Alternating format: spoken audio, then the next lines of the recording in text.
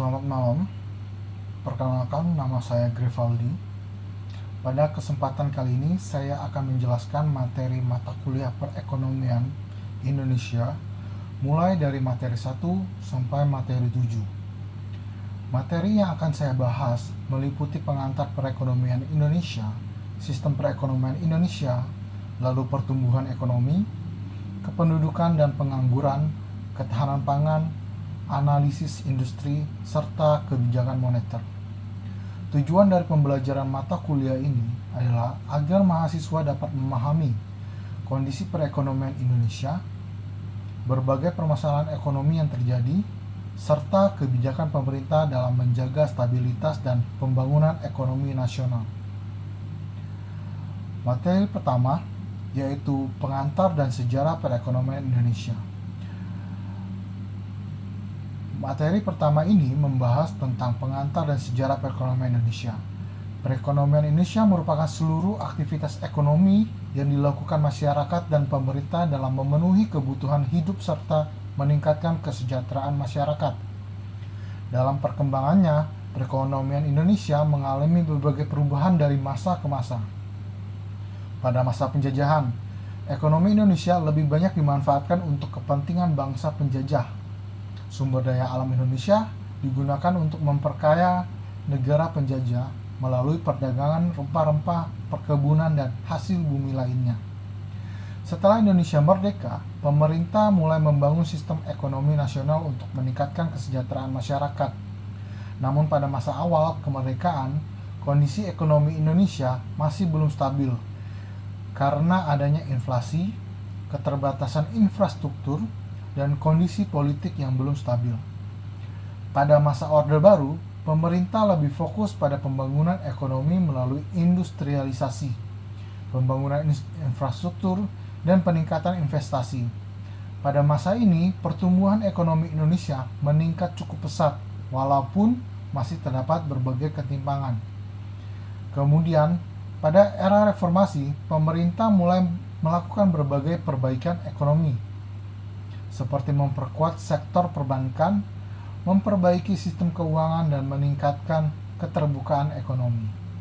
Dari sejarah tersebut, dapat disimpulkan bahwa perkembangan perekonomian Indonesia dipengaruhi oleh kondisi politik, sumber daya alam, kualitas sumber daya manusia, dan kebijakan pemerintah. Untuk selanjutnya, materi kedua, yaitu sistem perekonomian Indonesia. Sistem ekonomi adalah cara suatu negara mengatur kegiatan ekonomi untuk mencapai kesejahteraan masyarakat. Setiap negara memiliki sistem ekonomi yang berbeda sesuai dengan ideologi dan kondisi negaranya.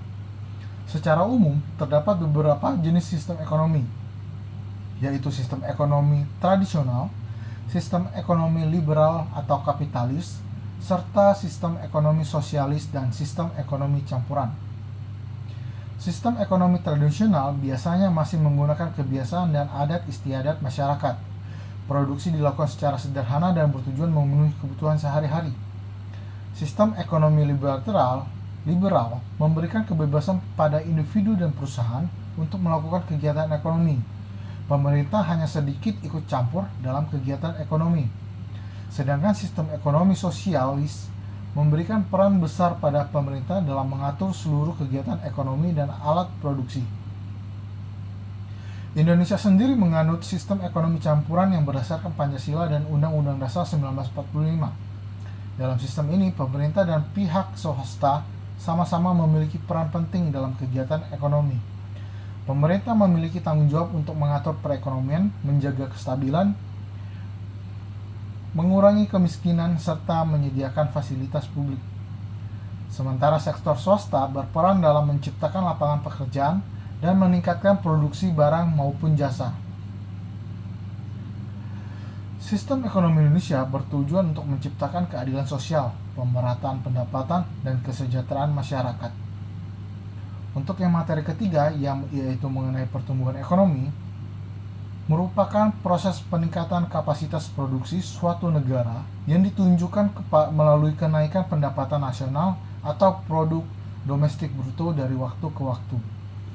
Pertumbuhan ekonomi sangat penting karena menjadi indikator keberhasilan pembangunan suatu negara. Jika pertumbuhan ekonomi meningkat, maka produksi barang dan jasa meningkat. Kesempatan kerja bertambah dan pendapatan masyarakat juga dapat meningkat. Terdapat beberapa faktor yang mempengaruhi pertumbuhan ekonomi. Yang pertama adalah konsumsi masyarakat. Jika daya beli masyarakat meningkat, maka permintaan barang dan jasa juga meningkat sehingga perusahaan akan meningkatkan produksi. Yang kedua adalah investasi. Investasi dapat meningkatkan kapasitas produksi dan membuka lapangan pekerjaan yang baru. Dan yang ketiga adalah perdagangan internasional atau ekspor. Jika ekspor meningkat, maka pendapatan negara juga meningkat. Selain itu, perkembangan teknologi juga sangat berpengaruh terhadap pertumbuhan ekonomi. Dengan teknologi yang lebih maju, proses produksi menjadi lebih cepat dan efisien. Dalam materi ini juga dijelaskan mengenai produk domestik bruto atau PDB dan produk nasional bruto atau PNB. PDB adalah nilai seluruh barang dan jasa yang diproduksi di dalam wilayah suatu negara dalam periode tertentu. Sedangkan PNB menghitung produksi berdasarkan kepemilikan faktor produksinya. Pertumbuhan ekonomi Indonesia banyak dipengaruhi oleh konsumsi rumah tangga, investasi, perdagangan luar negeri, serta kebijakan pemerintah.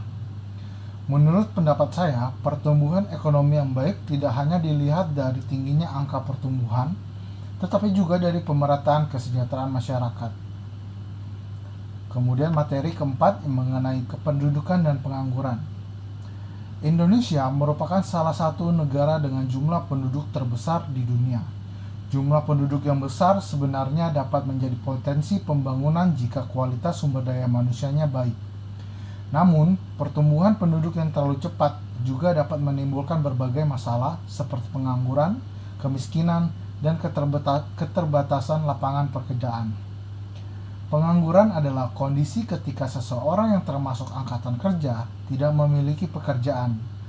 Terdapat beberapa jenis pengangguran, seperti pengangguran terbuka, setengah pengangguran, dan pengangguran musiman.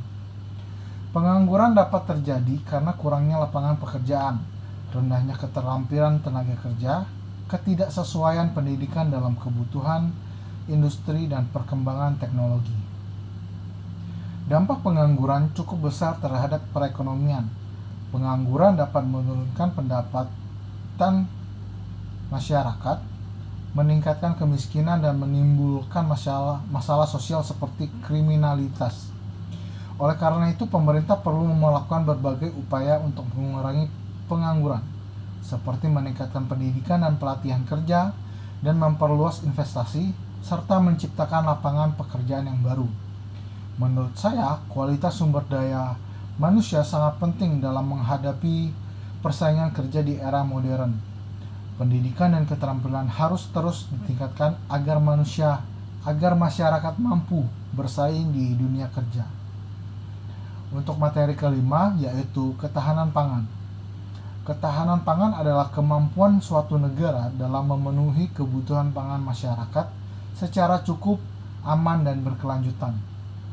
Sektor pertanian memiliki peran yang sangat penting dalam perekonomian Indonesia karena menjadi penyedia pangan, lapangan pekerjaan, dan sumber pendapatan masyarakat.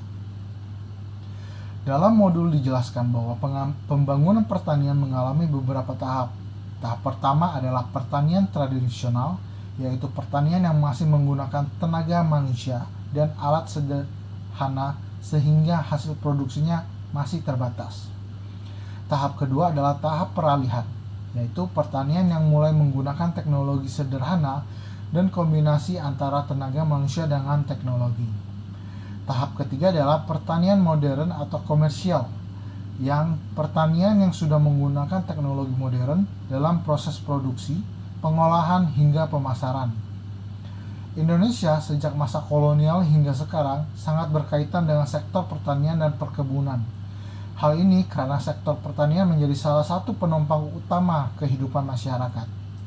Pemerintah juga melakukan berbagai kebijakan ketahanan pangan seperti program swasembada beras, pembentukan bulog, dan modernisasi pertanian.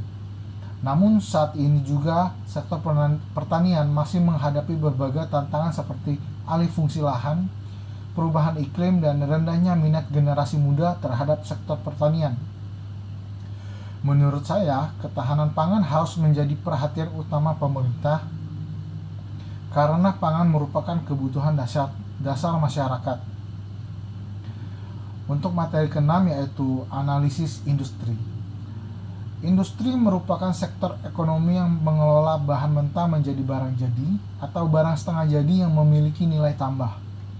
Perkembangan Indonesia sangat penting bagi pembangunan ekonomi karena mampu meningkatkan produksi nasional, membuka lapangan pekerjaan, meningkatkan pendapatan masyarakat, dan meningkatkan ekspor. Di Indonesia terdapat berbagai jenis industri seperti industri makanan dan minuman, tekstil, otomotif, elektronik, serta industri kreatif.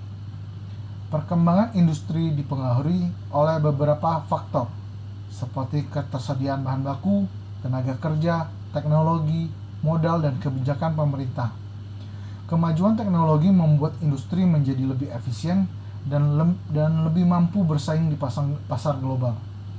Namun di sisi lain, perkembangan juga dapat mengurangi penggunaan tenaga kerja manusia pada beberapa bidang.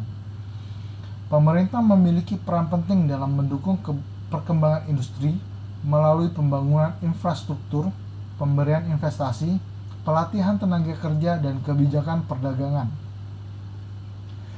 Selain memberikan dampak positif, perkembangan industri juga dapat menimbulkan dampak negatif, seperti pencemaran lingkungan dan kesenjangan ekonomi jika tidak dikelola dengan baik.